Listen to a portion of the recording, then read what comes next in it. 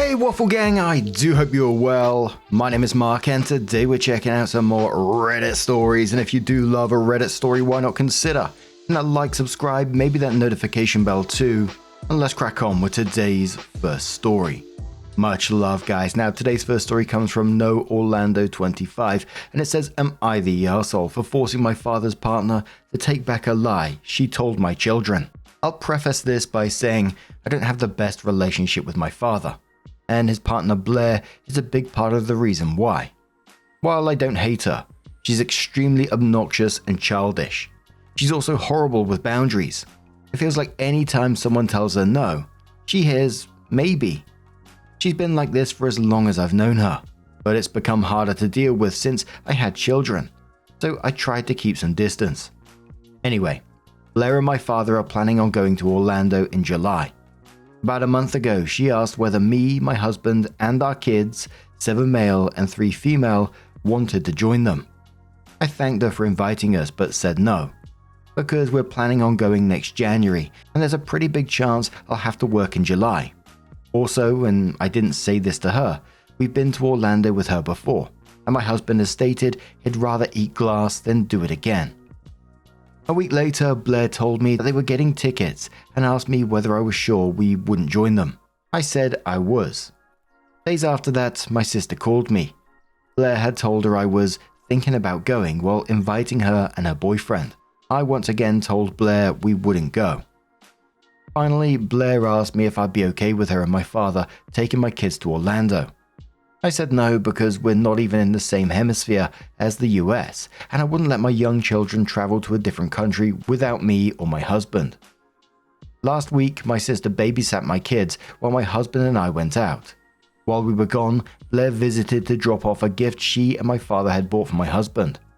She also took the opportunity to tell my children we were all going to Orlando in July. My daughter didn't care about it much at first. I think she didn't really register it. But my son got very excited right away. He kept talking about how much he wanted to go to Disney and asking about the trip.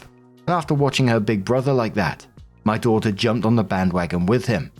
It was both heartbreaking and infuriating to watch them like that. I called Blair and said that she had 2 options. Either she told my kids she lied and they weren't going to Orlando, or I did. I added that if she told them, she'd have the opportunity to apologize and explain herself. But if I did, I would not do that for her. Blair chose to call my children herself. I kept the phone on speaker to make sure she was apologizing, explaining everything, and making it clear we wouldn't go to Orlando in July. Both my children, especially my son, were upset, but my husband and I had a talk with them and managed to cheer them up. My father texted me yesterday. He said that he didn't appreciate the way I dealt with this. Blair is still upset and thinks my kids are mad at her now. He wants me to apologize or at least try to get my kids to forgive her. But I don't see why I should. She was the one who lied to my children, and I'm not responsible for Blair's feelings. We're still on this back and forth, and I can tell neither of us is particularly proud about this. Am I the arsehole? Absolutely not the arsehole in this situation. I think you handled it pretty well. This wasn't some slip up by her. She did this purposely after you said no multiple times. She tried to get your sister involved, asked about taking the kids without you, which you said no to again, and then went behind your back and went directly to your children, lying to them, trying to manipulate the situation.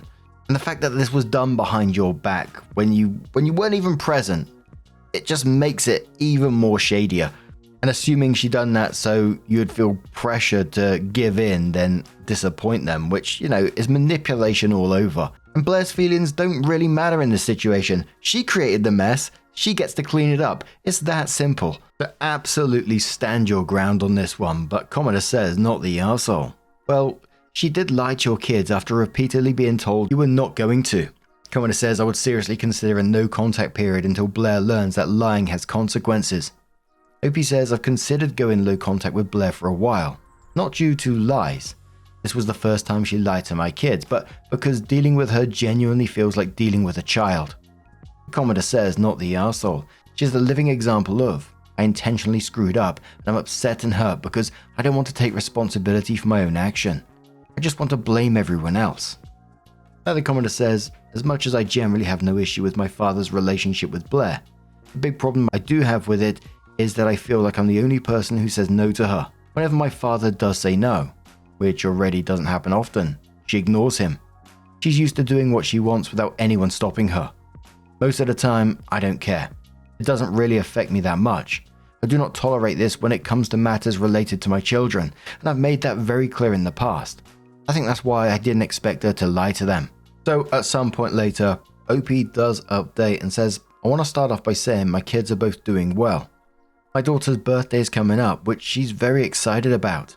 My son is also doing better, but he's still a little upset. A few days after my first post, I was tucking him in when he asked me why Blair had been mean to them. There was no way to answer that question that felt fair to my children. She lied to them because she wanted to. She did what she did to manipulate us. I don't know whether she expected me and my husband to put our careers and sanities on hold to join them in July, or to let her take our children to fucking Florida without their parents. Either way, it's not happening. We weren't sure how to deal with this. Going low contact felt too much like a maybe, which I already know means yes in Blair, but cutting ties felt like too much. In the end, we decided on a timeout period. She won't have any type of contact with the kids until the holidays. We'll extend that period if necessary. I told both her and my father about this over the weekend. She cried and my father and I fought again. There wasn't really anything remarkable about what was said at first. It just felt the same as other fights we've had in the past, so I didn't register much. Then he started comparing Blair to my children. One of the things he said was, when kids are excited about something, it's fine, but when Blair is, you have to rain on it. That's what really pissed me off. I told him Blair is not a child. If he wants to treat her like one, that's on them. But he can't expect me to parent a 40-something-year-old woman who can't understand the word no when it's said to her. I did have another conversation with my father the next day, and it was more peaceful. He apologized for most of what he said, but a lot of it sounded like damage control. I told him we needed some space. We're not cutting ties, but we'll probably have less contact for a while. In retrospect, I think I wrote the original post because I couldn't understand where Blair was coming from. Now I realize I don't have to. I've been tolerating Blair's behavior for years, but I can't allow my kids to be affected by it again. I think I explained my family mostly well in the comments last time, but feel free to ask me whatever you want to know. Thank you for your reassurance. And of course, the top commenter said to OP on this one, good job at putting up boundaries and enforcing them. To which OP replied saying, wouldn't be surprised if we ended up not seeing Blair until after our trip next year. Couple of lines in there, OP had me going, go on OP, sort it out. Where OP was saying, I told him Blair is not a child and if he wants to treat her like one, then that's on them. But he can't expect me to parent a 40-something-year-old woman who can't understand the word no when it's said to her. I was just like, ooh, well dealt with. But what do you guys make of this situation? Let us know your thoughts down in the comments below, and let's have another story. So our next story comes from dragonflyreading, who says, am I the asshole here for telling my mum she's dead to me after expecting me to pay $2,000 for a cruise I'm not going on? I, 17 male, and my mum have had a rocky relationship for the past 4 months because of a relationship with my dad. My dad has never liked me or bonded with me due to him thinking I'm an affair baby, even though I'm not. My dad has belittled and controlled me my entire life. And while my mum doesn't agree with it, doesn't do anything to prevent it. To give you an idea, my family purposely had their Christmas celebration while I wasn't home. I'm guessing so it wasn't obvious that they didn't get me anything. Meanwhile, they had gotten my brother, 15 male, and sister, 7 female, hundreds of dollars worth of gifts. Honestly, I'm used to this sort of treatment, but when I told some friends, they said it wasn't right. Since I started dating my 18 female girlfriend 5 months ago, my dad has upped the antics, telling me my girlfriend will cheat on me soon, preventing me from seeing her, basically trying to use her as another thing he can control me with. After a bad fight a week ago, my dad personally threatened my girlfriend, and then he took my phone, car, and kicked me out the house. During the fight, he threatened to call the police on me, threatened to fight me, and was chasing me around the house. I ran down the road and my mum and sister got in the car and we spent the night at the hotel. The next day though, my mum went back because I guess she didn't have anywhere else to stay. Since then, I've been staying with my girlfriend and her family, who have been extremely kind and supportive. My mum told me that she was going to leave my dad and buy a house within the next couple of weeks. This has been a common conversation for years of her saying she'll leave my dad and never does, so I don't know how much weight it holds. Now to recently. Yesterday my mum told me she booked our family a week-long cruise. All of us together, including my dad.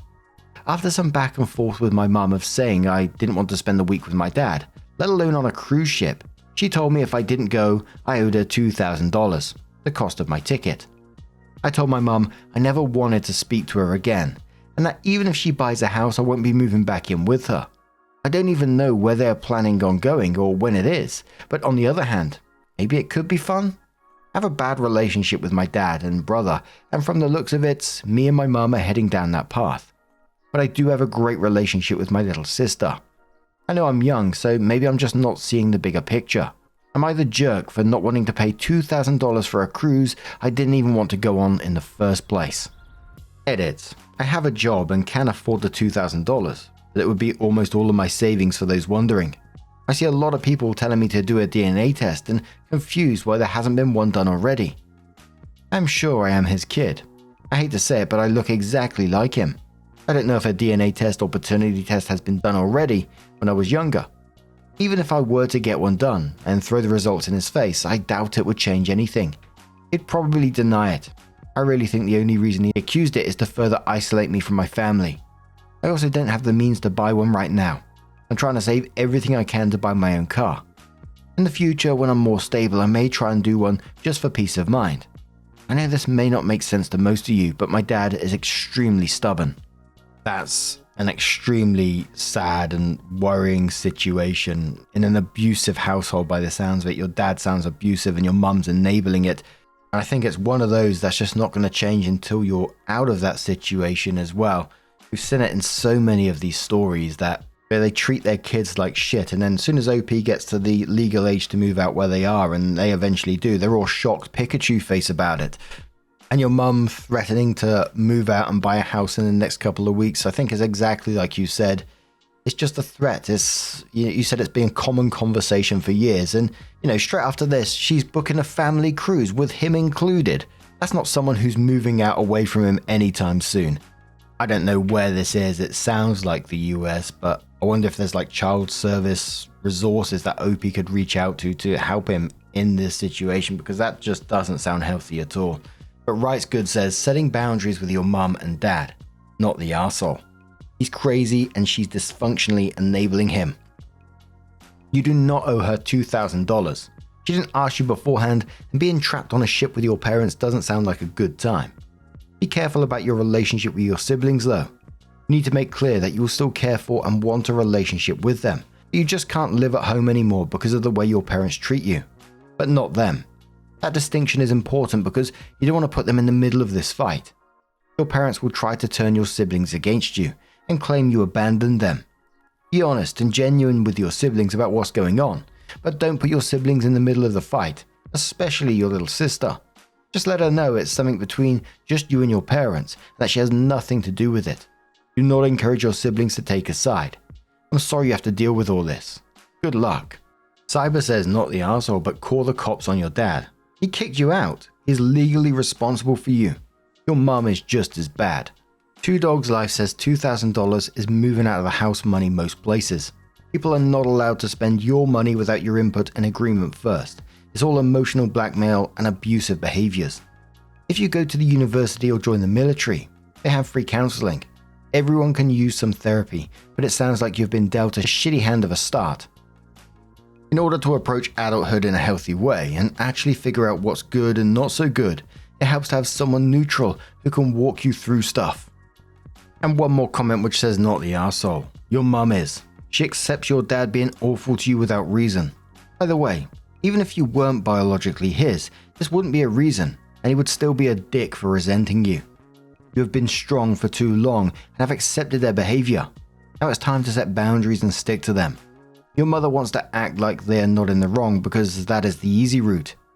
Going on the cruise would mean that you're also okay with their behavior, and you deserve so much better. I would advise you to explain to your siblings, especially your sister, it's not about them. Your brother might have been influenced too much already, but it's worth a try. Also try to find ways to save up to get your own place eventually. It's better to be able to be independent or at least pay them some rent ASAP than keep living free with your girlfriend's family and taking the risk you have nowhere to go when something happens. So OP updated the post and says a lot has happened.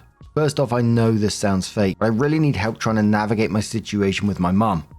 The people around me are trying their best, but I'm still at a loss, and the Reddit community has been extremely helpful so far. So after reading all of the comments, I decided not to go on the cruise and not to pay my mum any money. I'm currently trying to move all my money into an account my girlfriend is opening for me. Earlier yesterday morning, I had asked my mum if I could have the day off from school since my girlfriend was going on a trip and I wouldn't see her for a few days.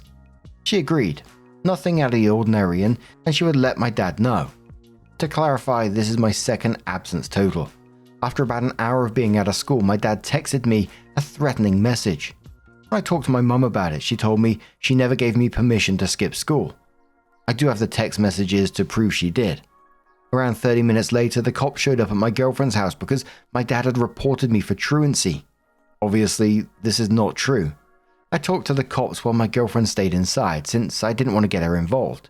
It was nerve-wracking as hell. He pretty much said I was fine and that I had done nothing wrong. Just make sure I'm not missing too many days in a row. I guess word got back to my dad and the cops did nothing, and that really pissed him off, so he reported me for stealing his car. I found this out from my mum and immediately called the police station and letting them know I was returning it and had no intention of stealing it since my dad had previously given me permission to use it. The cop I spoke with just told me to return it and take video and picture evidence of it there. I'm angry and I'm totally done with my parents. They have threatened cops on me numerous times before, but actually calling them? Yeah, no. Oh, and get this. My mum is still trying to convince me to go on this cruise. Apparently now it's just a 3-day one. Obviously, I'm not going. My issue right now is my mum is threatening to call the police on me to bring me back home.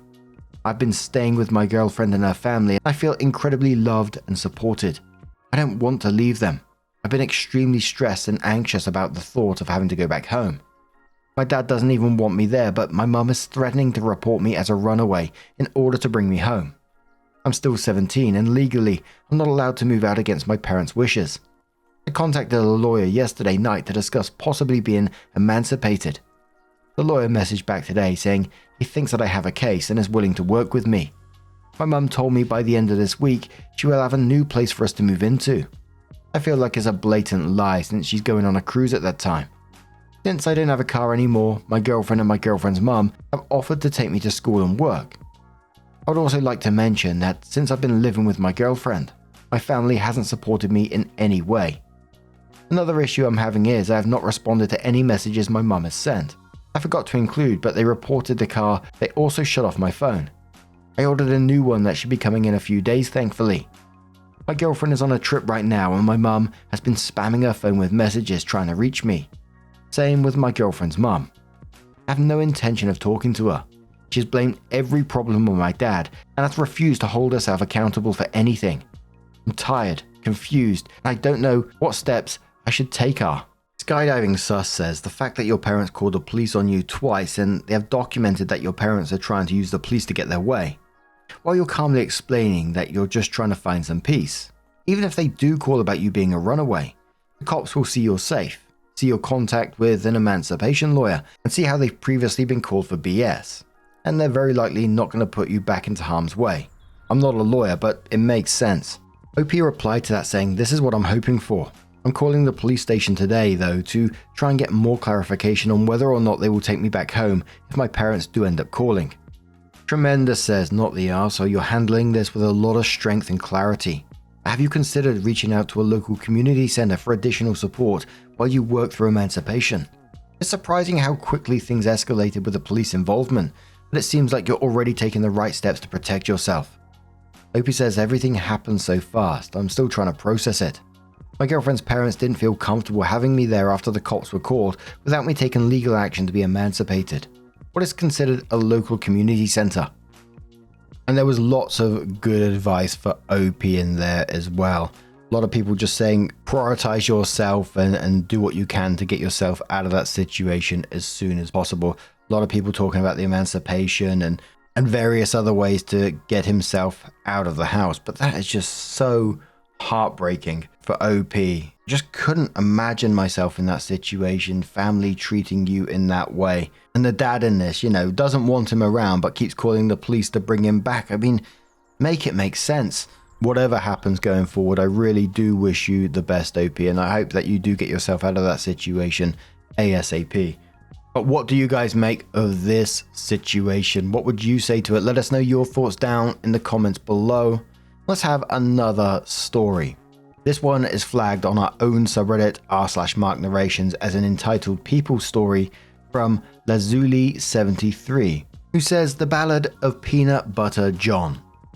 Good evening, Mark. I have a story for you that I think you and the Waffles will have a bit of a laugh over. Love your videos. Thank you very much. I look forward to them every day around the upload times. Around 3 years ago, I played Dungeons and Dragons with a paramedic. The rule of cool about when talking about work with paramedics is that you don't ask about the worst call they ever attended. If they start the conversation, it's fair game to engage, but any first responders will tell you that you see and experience some messed up shit on the job. A lot of the time, they just don't want to have to remember the worst if they don't have to. So it's polite to not pick at someone's scabs. However, the funniest/stupidest stories are fair game. In fact, they are often quite eager to discuss humanity's finest in terms of the dumb, entitled, and wacky calls. Things anywhere from calling for stubbed toes, stuck jar lids, mummy taking away the iPad, being asked by a patient if the paramedic would like to subscribe to their OnlyFans while being attended to, or thinking the wee-woo wagon is just a free taxi if you use one of the trigger words for instant response, like chest pain or breathing issues, and anything in between. Reality can be surprisingly creative and say, hold my beer, when it comes to shocking you with something that leaves you stunned silent with, are you being serious right now? This particular story that he told me about one frequent flyer that, as per title, is nicknamed Peanut Butter John. Yesterday, I had CRP training for my job, and I brought up this story anecdotally. So it's fresh on my mind. For context, I am Canadian, and my paramedic friend was American. So why the name Peanut Butter John? Well, John loved peanut butter, like the kind of favorite food levels that he could eat it every day and never get bored. The issue with that is that Peanut Butter John had a peanut allergy, like anaphylaxis after ingesting his allergen allergy. Keep in mind, I don't know this dude guy personally. I don't know if fresh out of the womb his body instantly rejected peanut products, or if it was an allergy that just developed over time until his body said, okay bud, you're done. And the reaction went from hives to hard reset mode. Now, I'd like to think most engaging with this post would agree on purpose consuming his allergen would be something he wouldn't do. Nope. At least once a week, my friend or one of his co-workers would be called out to his address, epinephrine primed, to a John partaking in a binge of forbidden legume paste. They'd poke a hole in his thigh, load him up, and then do it all again next week. Spoiler alert, John is divorced. Now, reminder for you, I'm Canadian. Our healthcare system isn't perfect. There are several countries that are cha-cha real smooth around us, but compared to the American system, it's communism. For those unaware, ambulances will still charge you a fee of around $100 to $500 depending on your city / the services provided, likely to discourage nonsense calls, but not Peanut Butter John, or people like him. Again, he did this frequently enough that everyone knew him by his name and would curse under their breaths, knowing the bullshit that they were about to deal with again. I can only imagine that his poor bastard of an ex-wife got sick and tired of him poisoning himself, likely consistently nosediving them into unimaginable debt and traumatizing their kids. The people at my CPR training all had ghastly flabbers, that someone would constantly do such things to themselves. But the instructor just nodded along. Yeah, that tracks kind of thing for that line of work. For as amazing as modern medicine is, and how emergency care saves millions of lives every day, it sure does have that side consequence of keeping terminally stupid in the gene pool. I feel bad for most of his kids. Secondly, his wife for being tricked into marrying him, and third, the dude's liver and kidneys. Because if you have an allergy or know someone with an allergy that's severe, it's terrifying. But I guess to some people like Peanut Butter John, it's worth it. Well, thanks for reading. I mean, I was chuckling at some parts in that story, but that's horrifying at the same time, isn't it? I'm trying not to be too Reddit about it, but does it sound like there is some sort of like addiction or compulsion rather than just being completely clueless? Because, you know, the fact that he's willing to risk death, ruin all his finances, it cost him his marriage for peanut butter, it screams that there's something else going on. Like something's overriding your brain to tell you it's worth it just for that peanut butter, at the risk of everything else. I found it pretty terrifying and sad, but I can't imagine what paramedics see on the daily. I think there might actually be a subreddit for that. We'll have to have a look into that. But what do you guys make of this situation? Let us know your thoughts down in the comments below. But just a huge thank you for being here today, getting involved in the stories, your love, your support, your time. It always means the absolute world to me. So thank you so much for being involved, and hopefully I'll see you in the next one. Take care and much love. Yeah, man, I remember being so naive when life was good, weather and palm trees. Back in the day, you were everything I need. But then along came a time when you crushed my dreams. Oh yeah, you played me like a fool when you made me believe that the line between love wasn't thick enough to read. Oh yeah, you see we in despair, crime everywhere. You're selling false hope cause you just don't care. Nah, you just don't care.